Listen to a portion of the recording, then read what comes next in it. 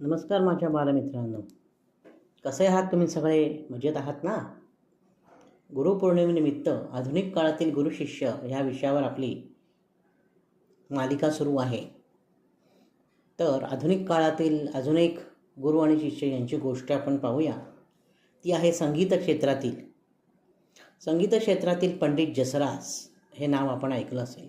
जगद्विख्यात गायक, जगद्विख्यात म्हणतोय आम्ही, पूर्ण जगामध्ये त्यांचं नाव आहे असे गायक. आणि त्यांचे गुरु पंडित मणिराम हे त्यांचे भाऊ होते, परंतु तेच त्यांचे गुरु होते. मेवाती घराण्याचे प्रख्यात गायक पंडित जसराज यांचे पहिले गुरु म्हणजे त्यांचे स्वतःचे वडील. पण त्यांच्या अकाली निधनानंतर त्यांचे मोठे भाऊ पंडित मणिराम यांनी जसराजींना शिकवलेलं आहे गाणं. जसराजी जेव्हा तरुण वयात आले तेव्हा आवाजातील नैसर्गिक बदलामुळे त्यांचा आवाज फुटला. त्याला व्हॉईस ब्रेकिंग म्हणतात. तरुण वयामध्ये आवाजाला घोगरेपणा येतो, थोडासा आवाज फुटतो. आवाज फुटल्यावर गाता येत नाही.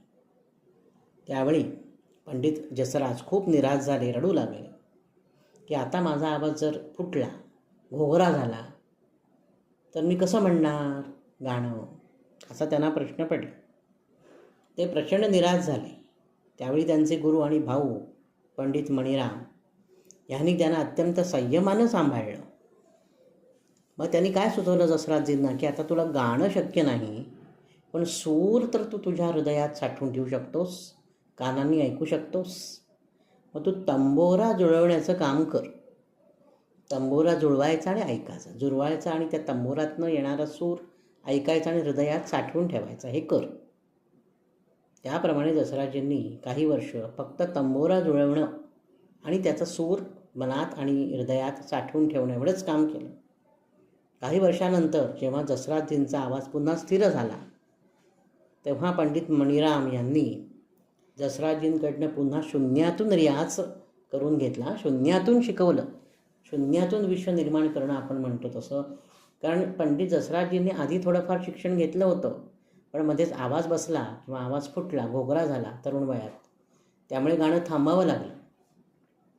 आवाज सेट झाल्यानंतर पुन्हा त्यांनी गाणं शून्यातून सुरू केलं आणि आता ते प्रथितयश जगद्विख्यात गायक म्हणून नावारूपाला आलेले आहेत पंडित जसराज. म्हणजे त्यांचे जे गुरु होते मणिराम यांनी किती मायेने त्यांना सांभाळलं आणि आवाज फुटला म्हणून त्यांना निराश न करता तंबोरा जुळवण्याचं काम त्यांना दिलं, जेणेकरून कानांच्या द्वारे का होईना त्यांचा सूर पक्का राहील हे त्यांनी पाहिलं. किती श्रेष्ठ गुरु आणि किती श्रेष्ठ शिष्य पहा ह्याच्यातनं आपल्याला दिसून येतं. तर गुरु हा केवळ चुका दाखवणारा नसून शिष्याच्या कठीण काळात त्याला मानसिक आधार देणारा आणि त्याच्यातील आत्मविश्वास जागवणारा असा पाहिजे. तसे हे होते पंडित मणिराम. आणि त्यांनी पंडित जसराज यांना हातसर काहीही राखून न ठेवता सर्वच्या सर्व गाणं त्यांच्यापर्यंत पोचवलं आणि त्यांच्या गळ्यात उतरवलं. किती सुंदर गोष्ट, किती शिकण्यासारखं आहे की नाही या गोष्टीतून. म्हणजे गुरुशिष्य मग अगदी काही तुम्हाला पूर्वींच्यात पुराणातल्याच गोष्टी सांगायला पाहिजेत असं नाही. अलीकडच्या काळात सुद्धा आपल्याला अशी अनेक उदाहरणं दिसतात की श्रेष्ठ तो गुरु आणि त्याचा शिष्यसुद्धा तितकाच श्रेष्ठ. शिष्याची मेहनत करण्याची तयारी पाहिजे आणि गुरुजीसुद्धा त्याला ज्ञान देण्याची तयारी पाहिजे. असं जर असेल तर आणि तरच काही छान आश्चर्य घडू शकतं.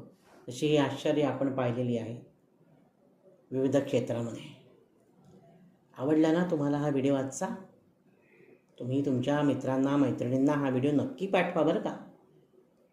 आणि पुढील व्हिडिओ ऐकण्यासाठी, पाहण्यासाठी वैभवदातार ऑफिशियल हा माझा यूट्यूब चॅनल जरूर आणि जरूर सबस्क्राईब करा बरं का, विसरू नका. आजच्या भागात मी इथेच थांबतो. धन्यवाद.